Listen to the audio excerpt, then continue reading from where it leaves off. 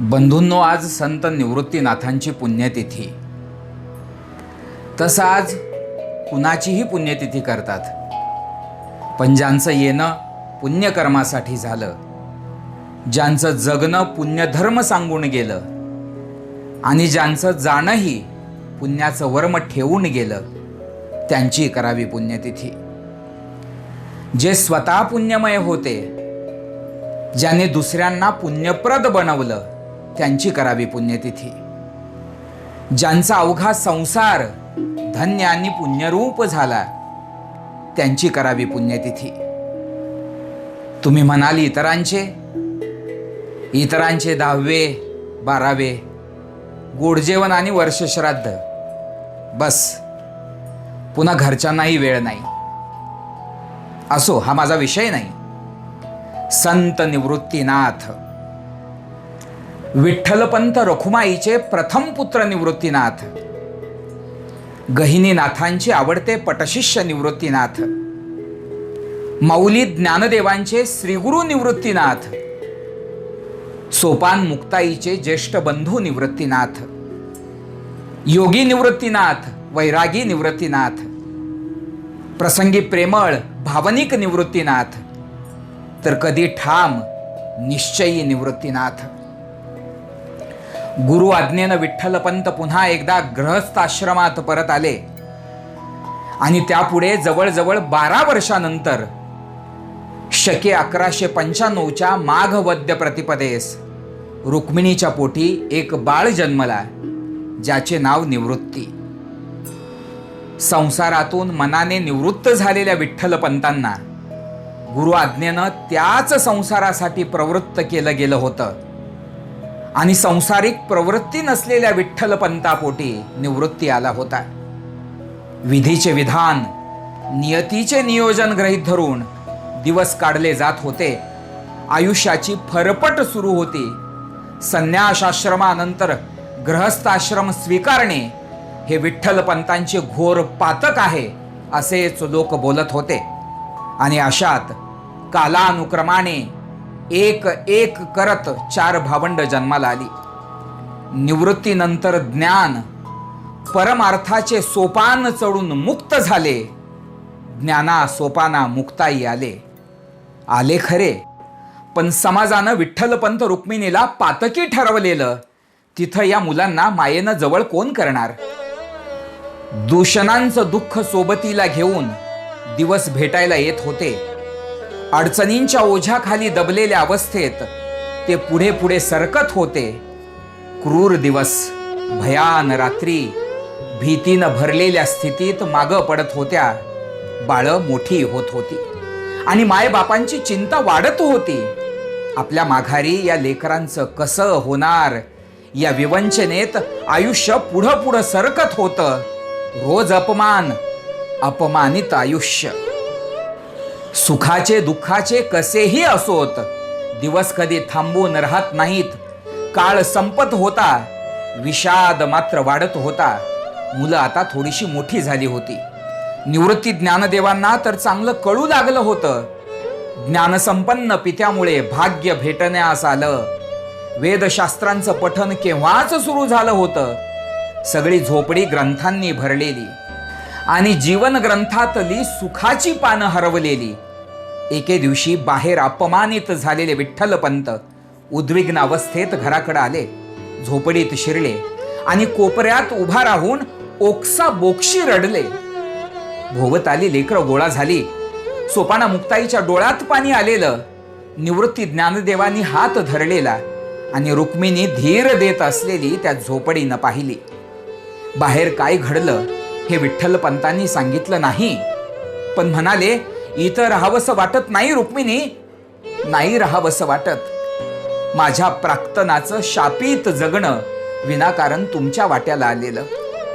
माणसांमधली श्वापदं दिसतात, हटकून आडवी येतात, जीवाला लागणारं बोलतात. तेव्हा हे सगळं सोडून दूर दूर निघून जावं वाटतं एकटंच. वचन दिलंय तुम्ही मला, रुक्मिणी म्हणत होती.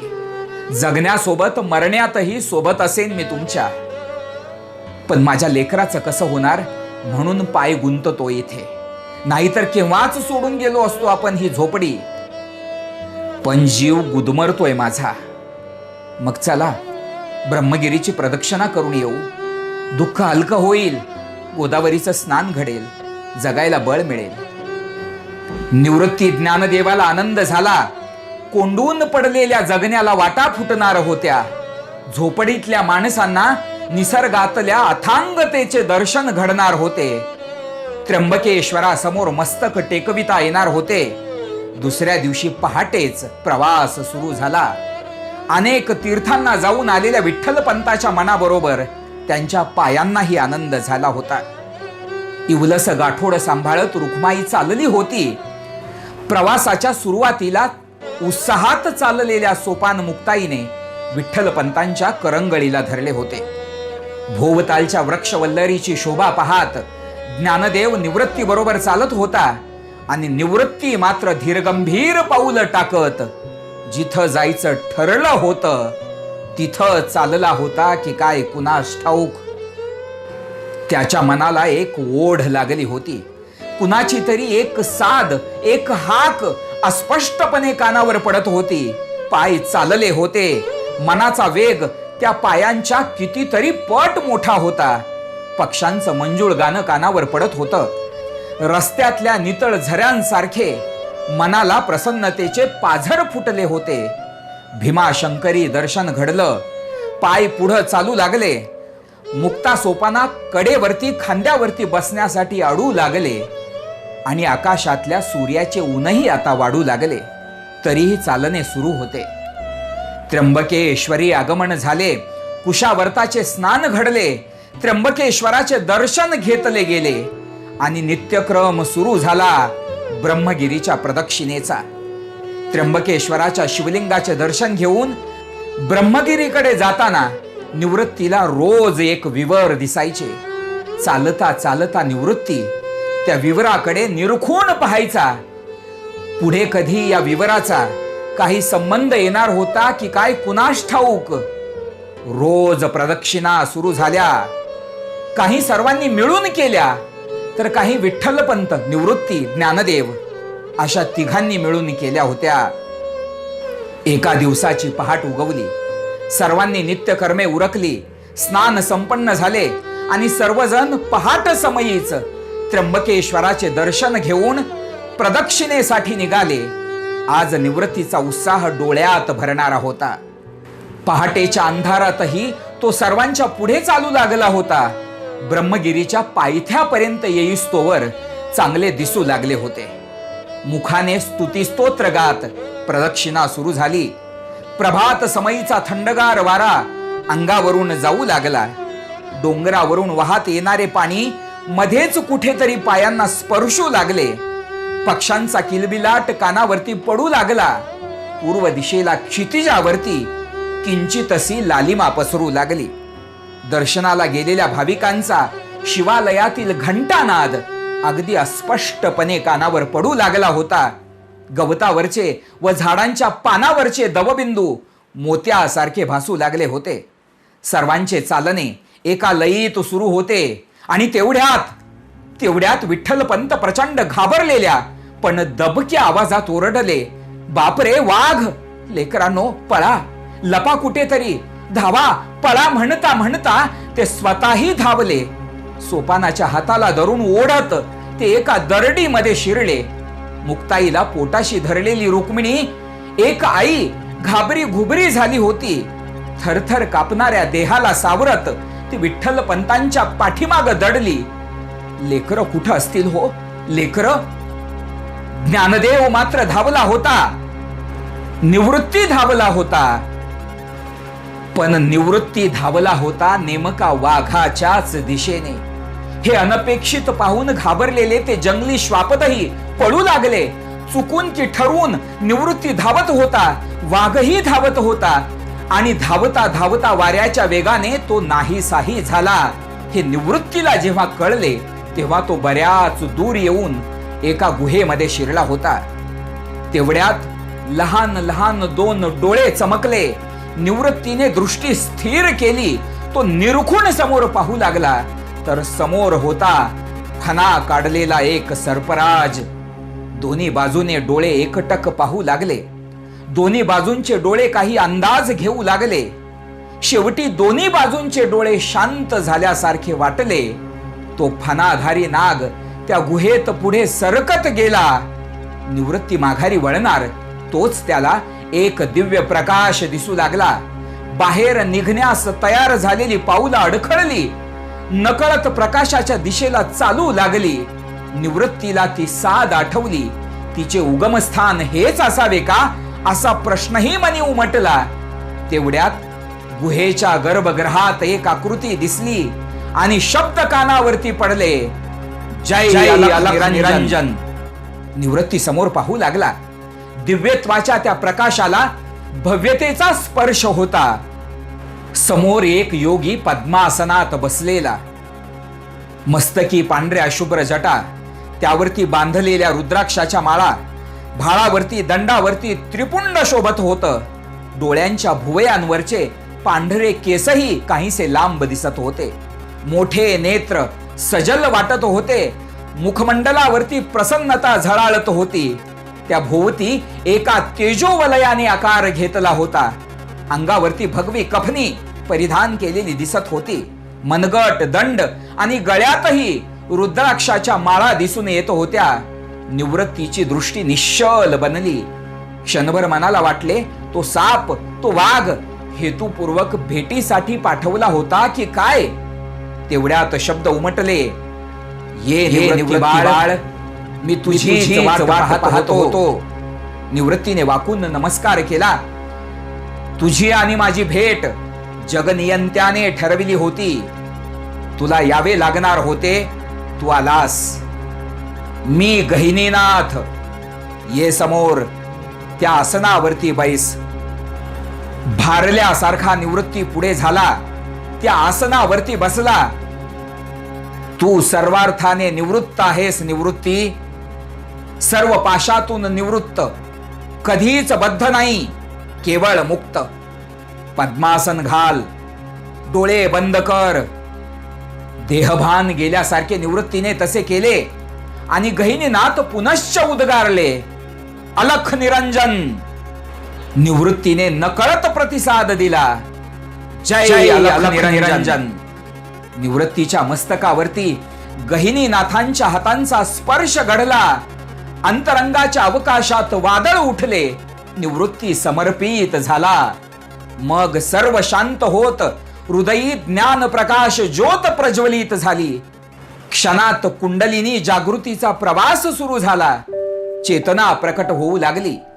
तेज पाजळले गेले, चैतन्य पसरले. स्वादिष्ठान विशुद्ध आज्ञा चक्राकडून त्रिपुट भेदन करत औटपीठ चक्रावरून सहस्त्रदल चक्रामध्ये ते तेज स्थिर झाले. गुरुदेवांनी ते तिथे स्थिर केले. अनुग्रह घडला. हळूहळू निवृत्तीने डोळे उघडले. अंतरातल्या ब्रह्मांडात ब्रह्मानंद भरून राहिला होता. मग गुरुदेव बोधामृत पाजू लागले. जीव शिव स्वरूप तत्त्वम असि अहम ब्रह्मास्मि. अयमात्मा ब्रह्म प्रज्ञानम ब्रह्म. एक एक गुह्य उकलले जात होते. निवृत्ती समाधी अवस्थेत होता. शब्द थेट हृदयाला जाऊन भिडत होते. जागृतावस्थेची समाधी सुरू झाली होती. दिवस रात्र मागे पडत होते. गहिनीनाथ एखाद्या डोंगर कड्यावरून खाली पडणाऱ्या सरिते समान कोसळत होते. ज्ञान पात्रात ओसंडून वाहत होते. आत्मानुभूतीचा अपूर्व आनंद निवृत्तीच्या अंतरी अखंड वाहू लागला होता. गुरु गहिनीनाथांनी मग मस्तकावरील हात पाठीवरून फिरविला. देहभाव जागृत झाला. समाधी उतरली. निवृत्तीने साष्टांग प्रणिपात केला. म्हणाला, गुरुदेव, या नश्वर देहाची पुन्हा जाणीव? गुरुदेव म्हणाले, होय बाळ, जे द्यायचं होतं ते दिलं. आता माझ्याकडे काही उरलं नाही. पण ज्यासाठी तुझा जन्म झाला आहे ते कार्य अजून बाकी आहे. शिवांश निवृत्ती, आजपासून तू निवृत्तीनाथ. धर्म कार्यासाठी माझे तुला आशीर्वाद आहेत. या ईश्वरी कार्यात सर्व सिद्धी तुझ्यासाठी सिद्ध असतील. निवृत्ती आज नाथ झाला होता, गुरु अनुग्रहाने तो सनाथ बनला होता. हा एक अलौकिक पुनर्जन्म होता. एका वेगळ्या अर्थाने निवृत्तीनाथांचा हा दुसरा जन्म घडून आला होता. एका सद्गुरु स्पर्शाने दुसरा सद्गुरु आपसुकच निर्माण केला होता ज्ञानदेवांसाठी. मला विषय विस्तार वाढवायचा नाही मंडळी. एकूणच या चारी भावंडांच्या चरित्रातील हा महत्वाचा प्रसंग होता. पुढील अनेक कार्यांचा, त्या कार्याच्या परिणामांचा हा केंद्रबिंदू होता, म्हणून थोडंसं जास्त सांगितलं. मला अजूनही समाधी प्रकरणाकडे यायचंय. यथावकाश सर्वजण त्र्यंबकेश्वरावरून पंचवटीचे दर्शन घेऊन परत आले. आयुष्यातली फरफट अजून थांबली नव्हती. लेकरांच्या मुंजी व्हाव्यात म्हणून विठ्ठलपंत विनवण्या करत होते. विठ्ठलपंतांच्या विनवण्या सुरू होत्या. चूक माझी घडली, मला काहीतरी प्रायश्चित्त द्या, मी मूकपणे ते स्वीकारेन. पण माझ्या लेकरांना पवित्र करून घ्या, पतितांना पावन करून घ्या, शुद्ध करून घ्या. व्याकुळ होऊन विठ्ठलपंत ही भीक मागत होते. आणि आळंदीच्या ब्रह्मसभेने विठ्ठलपंतांना देहांत प्रायश्चित्त दिलं. प्रयाग तीर्थाच्या ठिकाणी या लेकरांच्या मायपित्यांनी आपले देह गंगेत विसर्जित केले. अनाथ झालेल्या या बाळांच्या हाती भिक्षेची झोळी आली. जगण्यासाठीचा संघर्ष सुरू झाला. पण केवळ जगायचे होते का? नाही, तर समाजाच्या दृष्टीने शुद्ध व्हायचे होते. शुद्ध असतानाही शुद्धता सिद्ध करायची होती. निवृत्तीनाथ मात्र म्हणायचे, आपण शुद्ध आहोत, शुद्ध आहोत, त्याला सिद्ध करायची काय गरज? मुंज किंवा शुद्धीपत्र याची मला गरज वाटत नाही. मी मुक्त आहे, आपण मुक्त आहोत. आणि मुक्तास कसले आले बंधन? नाही जाती कुळ वर्ण अधिकार, क्षेत्री वैश्य शूद्र द्विज नव्हे. नवे देवगण यक्षना किन्नर, ऋषी निशाचर तेही नव्हे. ते आम्ही अविनाश अव्यक्त जुनाट, निजबोधे इष्ट स्वरूप माझे.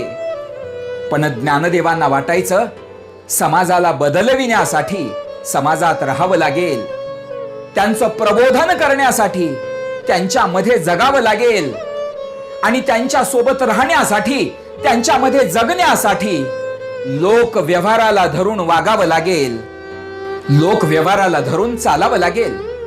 यासाठी शुद्धीपत्र हवं. म्हणून धर्मपीठ असलेल्या पैठण पर्यंतचा प्रवास केला गेला.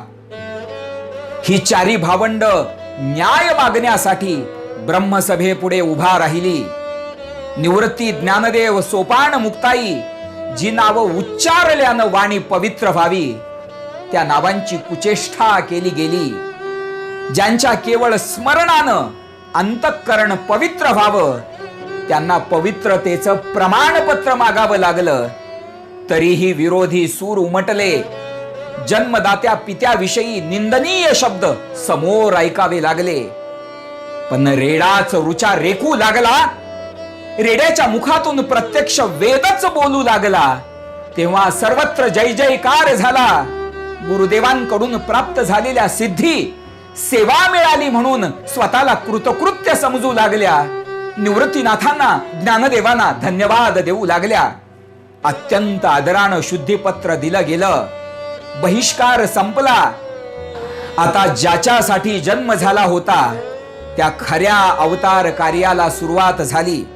दूरदृष्टी ठेवून निवृत्तीनाथांनी त्यास पैठण पासूनच सुरुवात केली. धर्मार्थाने प्रसिद्ध पीठ पैठण, प्रबोधनाचा नित्यपाठ प्रारंभ केला गेला. त्यानंतर सर्वजण नेवाशाला आले. मोहिनी राजाच्या नगरीत प्रवेश झाला. प्रेत स्वरूप सच्चिदानंदास उठविले गेले. आश्चर्य घडले, उदो उदो झाला. आणि करवीरेश्वराच्या मंदिरातील एक दगडी खांब धन्य धन्य झाला. निवृत्तीनाथांच्या साक्षीने मोहिनी राजभूमी ज्ञान राजाकडून प्राकृत भाषेतली गीता श्रवण करू लागली. सतचित आनंद देणारी भावार्थ दीपिका ज्ञान मुखातून प्रकट होत होती. जी सच्चिदानंद बाबा लिहित होता. शब्दरूप ज्ञानाई निर्माण होत होती याचा निवृत्तीनाथांना विशेष आनंद होता. आयुष्य सफल झाले होते, जगणे कृतार्थ होऊ लागले होते. ज्ञानदेवांचे गुरु समाधानी होते. मंडळी, तुम्हाला आवर्जून सांगेन, ही तिन्ही भावंड निवृत्तीनाथांना गुरुस्थानी मानत. याची लिखित प्रमाण आढळतात. मुक्ताई म्हणतात, मुक्ताई तारक सम्यक विठ्ठल निवृत्तीने चोखाळ दाखविले. किंवा मुक्ताई सावध करी निवृत्तीराज हरिप्रेमे उमज एक तत्व. किंवा चांगया फावले फावोनी घेतले निवृत्तीने दिले अमुचे करी. मुक्ताई श्रीहरी उपदेशी निवृत्ती संसार पुढती नाही आम्हा. गुरु निवृत्तीनाथांविषयी सोपानदेव आपली भावना व्यक्त करतात. दुजेपणी ठाव द्वैतते फेडिले अद्वैत बिंबले तेजोमय. तेजाकार दिशा बिंबी बिंब एक निवृत्तीने चोख दाखविले. आणि ज्ञानदेवांच्या तर ग्रंथातील पानापानात सद्गुरु निवृत्तीनाथ दिसून येतात. ज्ञान ईश्वरी म्हणून प्रसिद्ध पावलेल्या भावार्थ दीपिकेची सुरुवातच त्यांच्या साक्षीने, त्यांच्या स्मरणाने केली गेली. मज हृदयी सद्गुरु जेने तारिलो हा संसार पुरू म्हणून विशेष अत्यादरू विवेकावरी. 6व्या अध्यायात ज्ञानदेव म्हणाले, तैसी सद्गुरु कृपा होय तरी करिता काय आपुन हे. म्हणून ते अपार माते आहे ज्ञानदेवो म्हणे. सद्गुरु कृपा झाल्यावर अलभ्य ते काय असणार. आणि ही कृपा मला अलोट मिळाली आहे. शिवाय या गुरुकृपेने आलेले धाडस केवढे, तर ते म्हणतात, तेने कारणे मी बोलेन बोली अरूपाचे रूप दावीन. अतिंद्रिय परिभोगवीन इंद्रिया करवी. सद्गुरु कृपा योगाने मी माझ्या शब्दातून निराकार परब्रह्माला साकार करीन. अतिंद्रिय ब्रह्माला इंद्रियाकडून भोगवीन. आणि स्तुती करताना, नमन करताना ज्ञानाचे ईश्वर, ज्ञानाचे देवही आपली हतबलता व्यक्त करतात. म्हणतात, चंदनाते कायसेनी चर्चावे अमृताते केऊते रांधावे. गगनावरी उभवावे घडे केवी चंदनाला कसले सुगंधी द्रव्य लावावे. अमृताचे कुठले पक्वान्न करावे. आकाशाला अजून उंचीसाठी काही उपाय सापडेल का. का साडे पंधर या रजतवणी तैशी स्तुतीची बोलणी. उगियाची माथा ठेविजे चरणी हेची भले. शुद्ध सोन्यावर चांदीचा मुलामा दिल्यासारखे हे त्यांचे स्तुती वर्णन ठरेल. त्यासाठी काही न बोलता श्री गुरूंच्या पायावर डोके ठेवणेच योग्य. त्यापुढे 12व्या अध्यायात जाऊन तर ते गुरुची नव्हे तर गुरु कृपा दृष्टीचीही स्तुती करतात.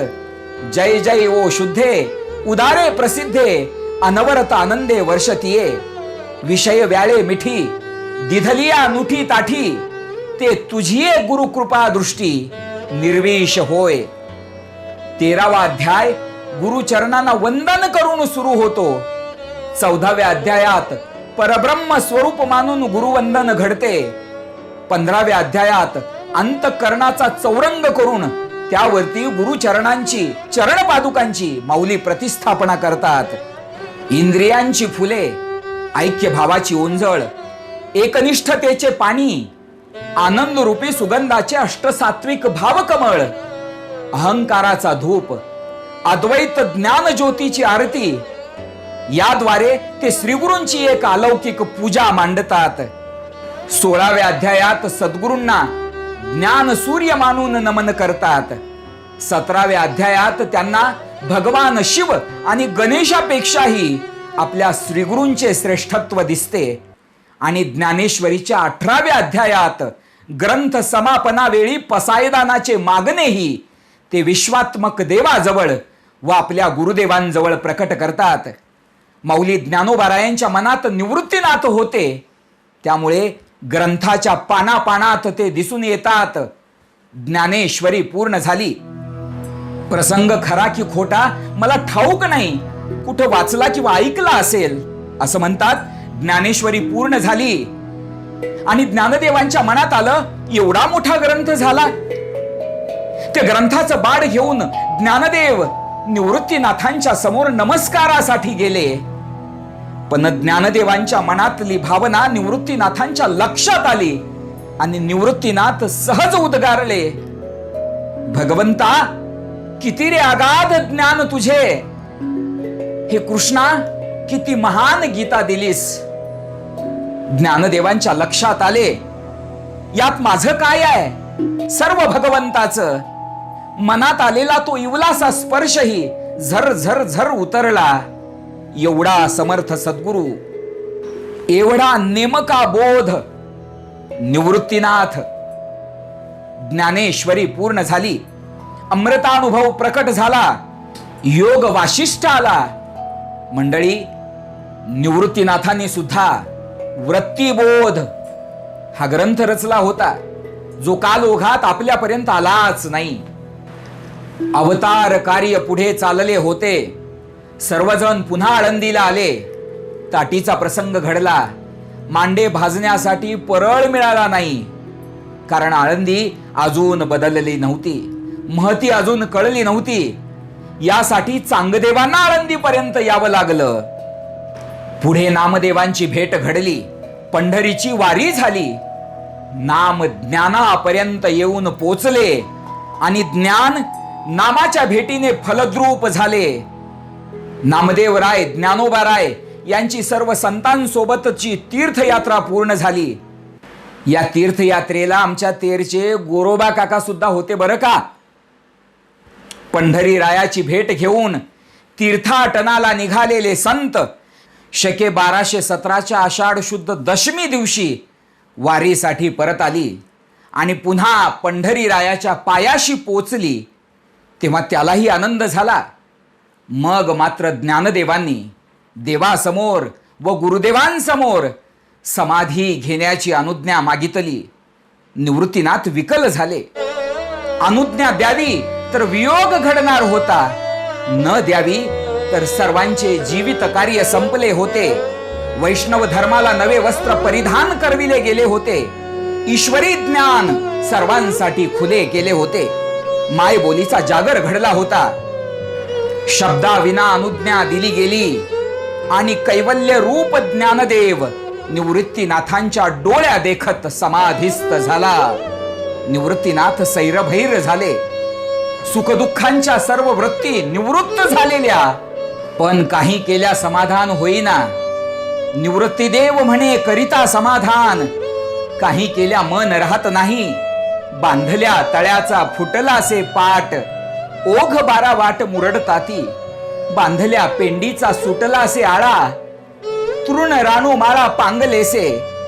हरिणी विन खोपी पडियेली ओस, दस दिशा पाडस भ्रमताती. माय बापे आम्हा त्यागी येले जेव्हा, ऐसे संकट तेव्हा झाले नाही. मायबाप सोडून गेले तेव्हाही निवृत्तीनाथ एवढे दुःखी झाले नव्हते. ज्ञानदेवाच्या जाण्याने आज ते व्याकुळ व्याकुळ झाले होते. कार्तिक वद्य त्रयोदशी शके 1218 या दिवशी सर्व संतांच्या समक्ष ज्ञानदेव समाधिस्थ झाले आणि मार्गशीर्ष वद्य त्रयोदशी शके 1218 रोजी सोपान समाधीमध्ये गेले. मुक्ताईवर आकाश कोसळले. निवृत्तीनाथ मौन झाले. दिंड्या पताकांचे भार चालले होते. एक एक संत समाधिस्थ होत होता.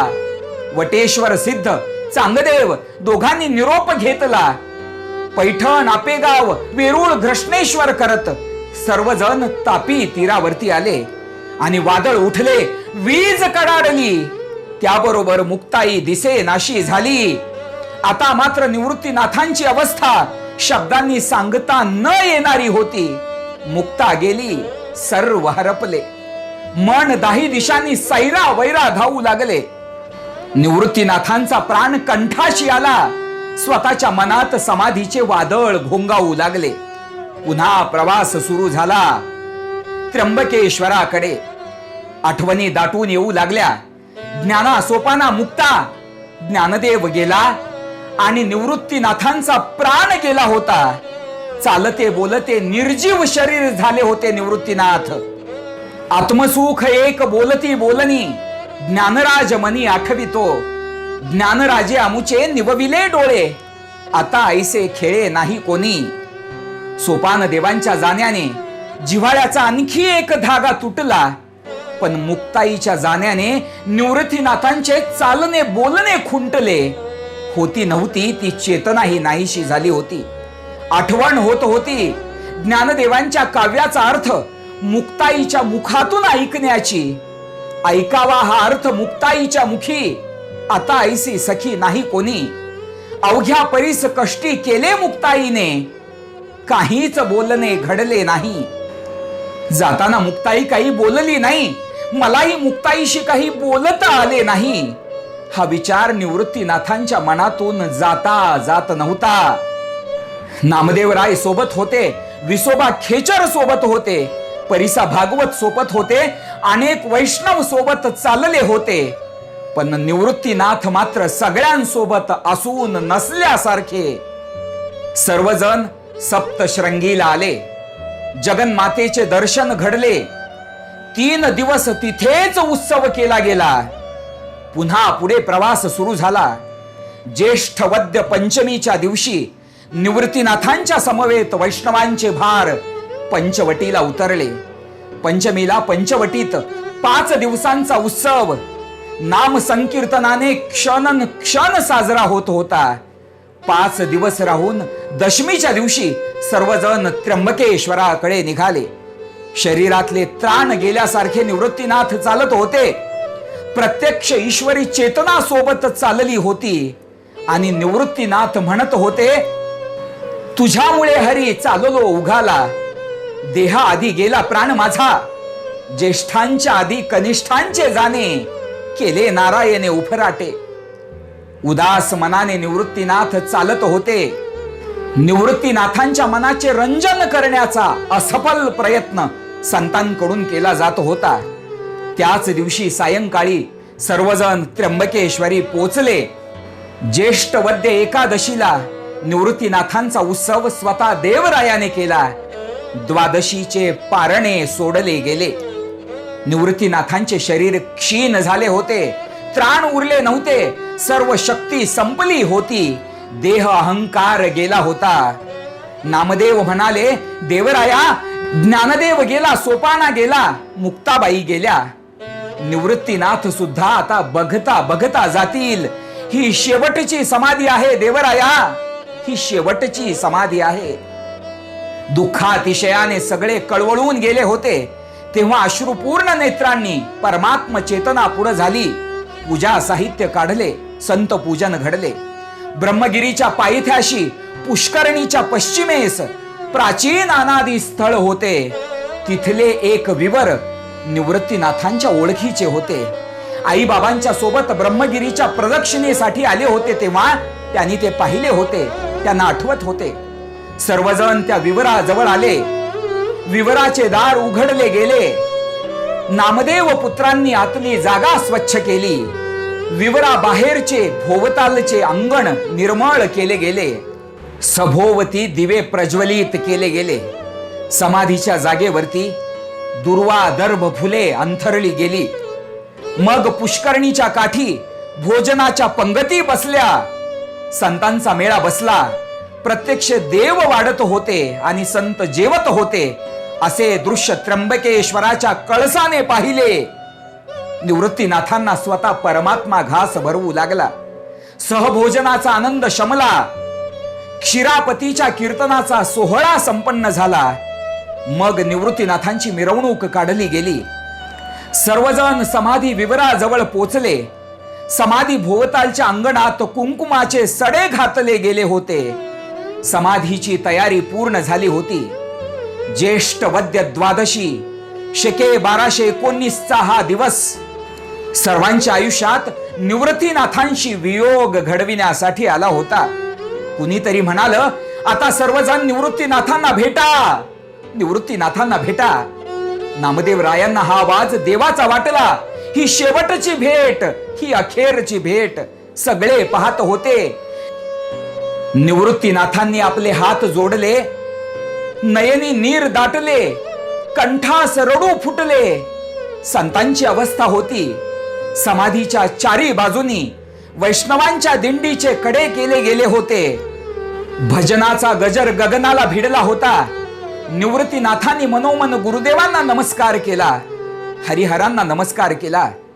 गणेश शारदेचे वंदन झाले. सर्व देवतांना अभिवादन केले. सर्व संतांनी मिळून निवृत्तीनाथांची धूप दीपांनी आरती केली. पंचारती ओवाळली गेली. गंध अक्षता वाहिल्या गेल्या. गळ्यात पुष्पमाळा घातल्या गेला. पुंडलिका वरदे हरी विठ्ठल, निवृत्तीनाथ महाराज की जय. जय जयकार केला गेला. जय घोष निनादला. निवृत्तीनाथांनी सर्व संतांना वंदन केलं. पुंडलिक पांडुरंगानी त्यांच्या दोन्ही हातांना धरले. पाऊलं पुढं पडू लागली. वरती पताका फडफडत होत्या. त्यांची सावली समाधीवर पडली होती. एका एका पाऊलाने निवृत्तीनाथ समाधीच्या विवरात गेले. आतल्या आसनावर जाऊन बसले. पद्मासन घातलं गेलं. चित्त स्थिर केलं. समाधी लावली. कुंडलिनी जागृत केली. ब्रह्मरंध्रात प्रवेश केला गेला. आणि तेव्हा विठोबाचे हृदय आलेसे भरून झाकियेले नयन निवृत्ती राजे. झाकियेले नयन निवृत्ती राजे. झाकियेले नयन निवृत्ती राजे. पुंडलिक गळ्याला पडले. नामदेव रडू लागले. मग सर्वांनाच उमाळा आला. कुणी कुणाचे सांत्वन करायचे. वृत्तींनी निवृत्त असलेले निवृत्ती आज देहातूनही निवृत्त झाले होते. भोवताली समया जळत होत्या. संतांचे अंतःकरण जळत होते. आकाशातला सूर्य जळत होता. मागे पाहत डोळे पुसत देव विवरातून बाहेर आले. सगळ्या वैष्णवांनी समाधी विवराकडे पाहून पुन्हा पुन्हा नमस्कार केला. गहिवर दाटून आला होता. अश्रुधारा ओसंडून वाहत होत्या. नारा म्हादा विटा गोंदा नामदेवाची लेकरं टाहू फोडत होती. कुणी उभ्यानेच शरीर धरणीवरती टाकले होते. विसोबा कष्टी होते. परिसा भागवत शोक विवल होते. सर्वांनी समाधीस प्रदक्षिणा घातली. आणि दशमीला इथं आलेले सर्वजण अमावसेपर्यंत इथंच राहिले. अमावसेला काला झाला आणि प्रतिपदेस समाधीरूप निवृत्तीनाथांचा सर्वांनी निरोप घेतला. बंधूंनो, संत निवृत्तीनाथांचा हा समाधी सोहळा नामदेवरायांनी लिहून ठेवला. त्यामुळे तो आपणाला श्रवण करता आला. माझ्या वाणीला त्याचा स्पर्श घडला. हे माझे भाग्य. रामकृष्ण हरी.